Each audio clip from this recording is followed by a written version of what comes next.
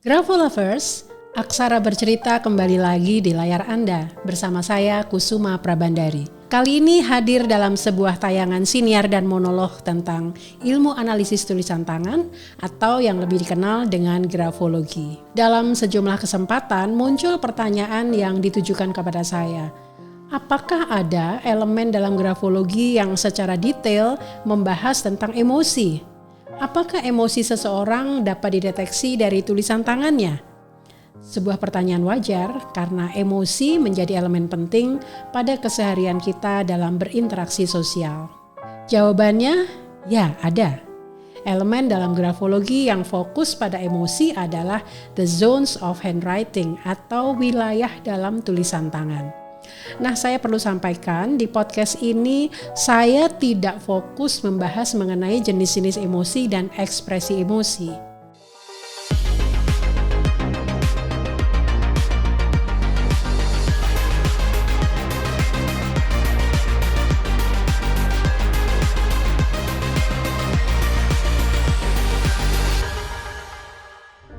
Merujuk pada pendapat Cynthia Seni Aprilia yang disampaikan pada Seminar Nasional Inovasi Pendidikan ke-6 tahun 2022, emosi menjadi faktor penting yang mempengaruhi individu dalam bertindak yang juga berdampak terhadap hubungan sosialnya.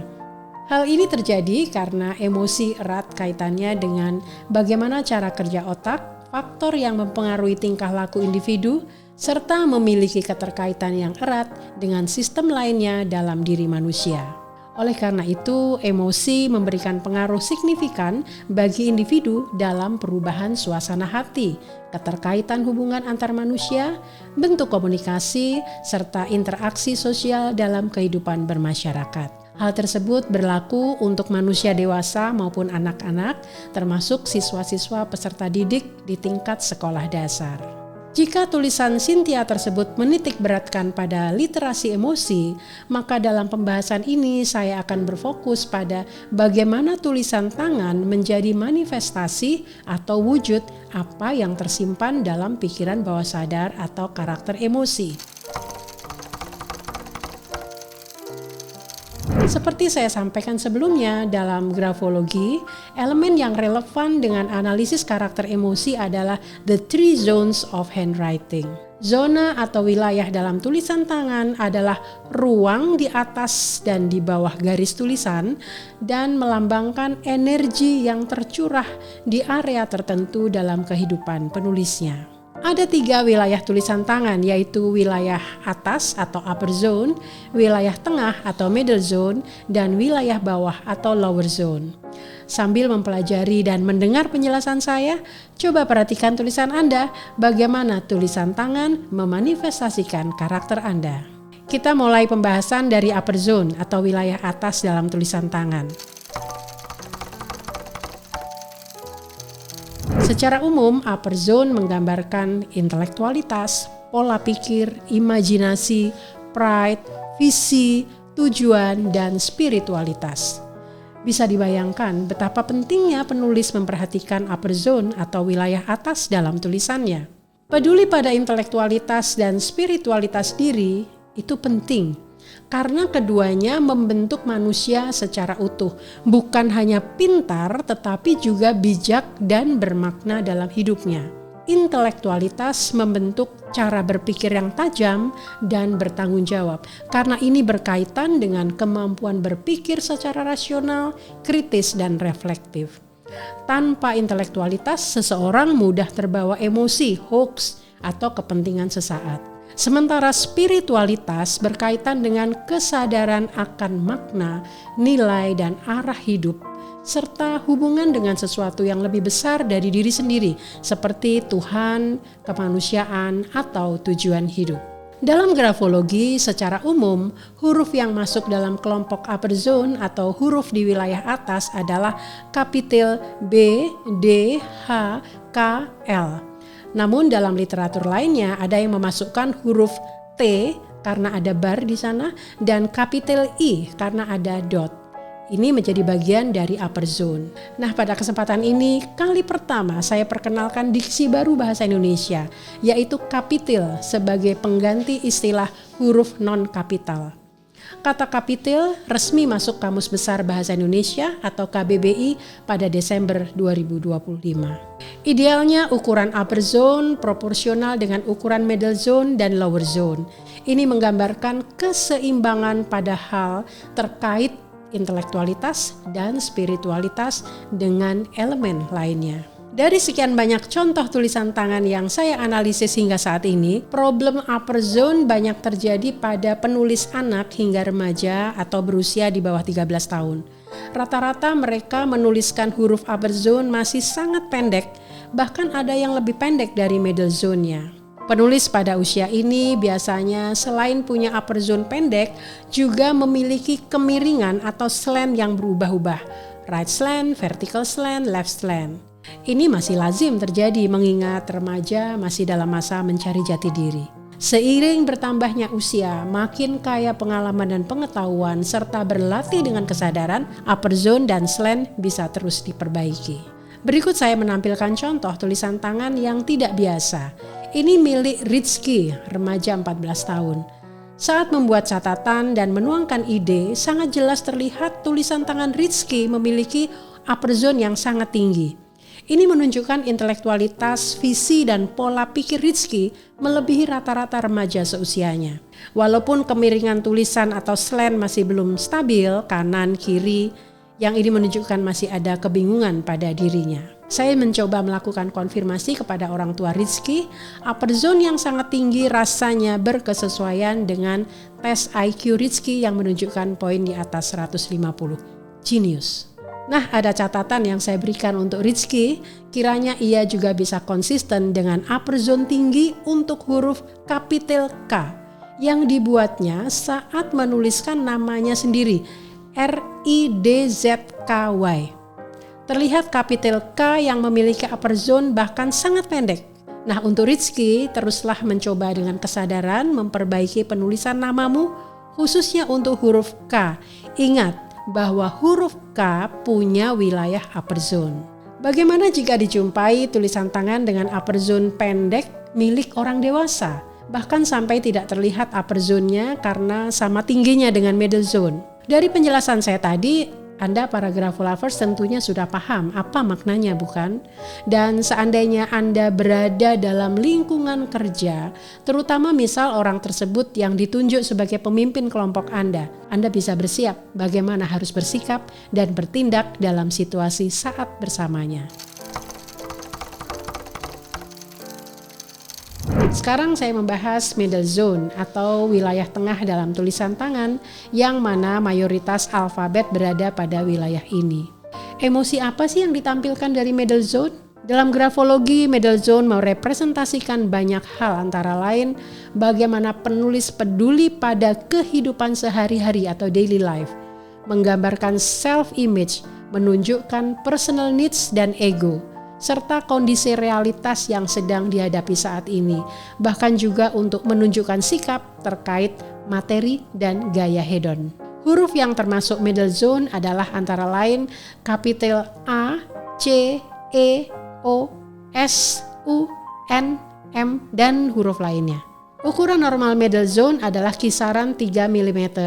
Semakin besar ukuran middle zone menunjukkan bahwa kepedulian penulis pada kehidupan dirinya saat ini juga makin besar. Perlu dipahami bahwa menuliskan huruf pada area middle zone harus seimbang dengan upper zone dan lower zone. Grafologi atau ilmu menganalisis tulisan tangan bahkan mengingatkan bahwa middle zone yang dominan tanpa dukungan upper zone seperti gambaran individu yang hidup di realitas harian, praktis, tetapi miskin visi, refleksi, imajinasi, dan idealisme, serta intelektualitas. Tulisan tampak hidup, namun arah dan tujuan jangka panjang lemah. Contoh tulisan berikut ini milik dua orang yang berbeda usia. Anda bisa lihat kesamaannya? Ya, dua tulisan ini menunjukkan middle zone yang sangat besar, bahkan hampir tidak punya middle zone. Kedua tulisan ini berkaitan dengan karakter penulis yang memiliki ego yang terlalu tinggi. Dalam gambar tulisan orang dewasa ini, contoh ini menunjukkan bahwa ia menganggap dirinya sangat penting dan akan mencoba menuntut perhatian serta mengharapkan orang lain untuk menyesuaikan diri dengan caranya. Dari contoh tulisan ini tergambar bahwa penulis tidak mampu memiliki pandangan yang seimbang tentang realitas. Kemudian ia mengambil sikap yang subjektif terhadap masalah pribadi yang baginya selalu menjadi prioritas dalam fungsi sehari-harinya. Sulit berharap pada penulis ini untuk memikirkan visi karena ia fokus pada ego pribadinya. Gambar yang kedua ditulis oleh seorang remaja. Remaja usia belasan tahun. Rata-rata pada remaja di usia mereka, konsepsi tentang realitas belum sepenuhnya berkembang. Mereka biasanya menghasilkan tulisan dengan zona tengah yang besar. Masih tersedia ruang untuk memperbaiki karakter ini dengan memperbaiki tulisan tangannya, khususnya untuk bagian middle zone. Jika dikaitkan antara upper zone dan middle zone, fokus pada kehidupan saat ini tentu tidak salah. Itu membuat seseorang adaptis dan realistis serta punya kemampuan untuk bertahan. Masalah baru muncul ketika visi dan intelektualitas diabaikan. Karena dengan visi dan intelektualitas membuat dirinya bisa berkembang. Itulah pentingnya memiliki keseimbangan yang baik antara upper zone dan middle zone. Selanjutnya saya akan membahas tentang lower zone atau wilayah bawah dalam tulisan tangan. Pembahasan tentang lower zones bisa menjadi topik khusus yang menyita perhatian karena sangat detail dan maknanya sangat luas. Kali ini saya akan membahas secara lebih umum. Karakter apa yang ditampilkan dari lower zone? Dalam grafologi, apa yang tampak pada lower zone tulisan memberi petunjuk tentang bagaimana seseorang mengelola energinya, menjaga kesehatan fisik, dan memaknai kebutuhan materi serta naluriah dalam hidupnya, termasuk kebutuhan seksual penulisnya. Huruf yang termasuk lower zone antara lain kapital F, G, J, P, Q, Y, namun setiap huruf pada lower zone memiliki makna yang sangat unik. Seorang analis tulisan tangan tidak cukup hanya memperhatikan ukuran atau panjang dari lower zone, namun bentuk huruf terutama yang menuliskan dengan loop atau tanpa loop akan memiliki makna yang berbeda. Bahkan lower loop yang dihasilkan dari tulisan tangan seseorang bisa sangat beragam bentuknya, seperti lower zone tanpa loop, lower zone dengan loop besar, lower zone dengan loop kecil, lower zone dengan loop penuh, lower zone dengan bentuk khusus. Dan ini mencerminkan karakter penulis yang juga berbeda. Lower zone dengan kekuatan lemah atau kuat juga perlu dideteksi. Untuk itu perlu diperhatikan dua hal penting, yaitu kekuatan ke arah bawah dan loop atau lingkaran yang digambarkan. Kedua hal ini punya peran yang penting. Dalam grafologi dikenal istilah the downstroke represent the energy, the loop represent the imagination.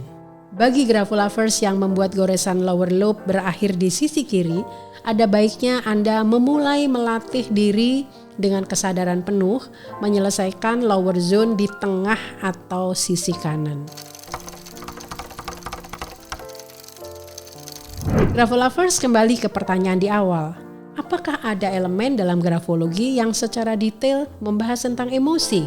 Nah, dari penjelasan tentang the three zones in handwriting yang cukup lengkap, dapat disimpulkan bahwa menulis tangan dengan huruf sambung atau huruf cetak dengan memasukkan unsur kapital dan kapitil atau gaya menulis yang menampilkan seluruh tiga zone tulisan tangan, yaitu area atas, tengah, dan bawah, ini sangatlah penting. Karena ini akan membantu kita menyeimbangkan emosi kita terkait visi intelektualitas, yaitu di upper zone, daily life dan ego di middle zone, serta energi dan material di lower zone. Nah, jika ada di antara grafolovers yang dalam keseharian menulis tangan dengan gaya tulisan seluruhnya huruf kapital, tentu ini menjadi pertimbangan dan kenyamanan masing-masing. Seperti contoh tulisan berikut, semuanya dengan huruf kapital. Tulisan tanpa tiga wilayah tulisan tangan. Tentu saja untuk elemen analisis terkait emosi menjadi tidak lengkap. Namun saya bisa sampaikan bahwa dalam grafologi dikenal istilah grafoterapi, yaitu memperbaiki tulisan untuk perbaikan karakter.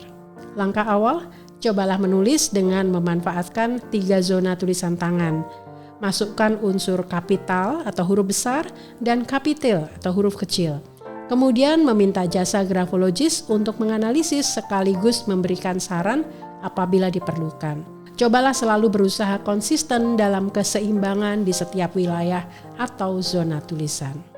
Grafolovers, itu tadi bahasan menarik tentang emosi yang sering mewarnai interaksi sosial kita dengan lingkungan. Bagaimana grafologi bisa membantu Anda mengelola emosi menjadi sesuatu yang lebih bermanfaat dalam kehidupan. Akhirnya saya Kusuma Prabadari pamit undur diri. Kita bertemu lagi dalam tema monolog yang lebih menarik. Tentunya semua hanya dapat Anda saksikan dan terangkum dalam Aksara Bercerita di Maximedia Channel. Sampai jumpa.